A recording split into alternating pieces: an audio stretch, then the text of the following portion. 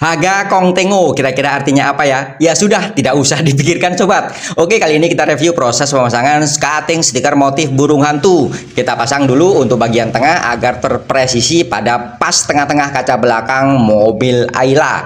Oke, proses berkarya dan berkreasi sangat mudah sekali untuk pemasangan motif variasi, baik motif apapun atau tulisan. Kali ini kita pasang cutting stiker motif burung hantu pada kaca belakang mobil Ayla. Mantap! Nah, mantap sekali sobat. Haga Kong Tengo, apaan ya? Udah nggak usah dipikirin sobat. Kali ini kita fokus pada burung hantunya saja. Oke, burung hantu sudah pergi, selesai, mantap, keren, dan juga puas.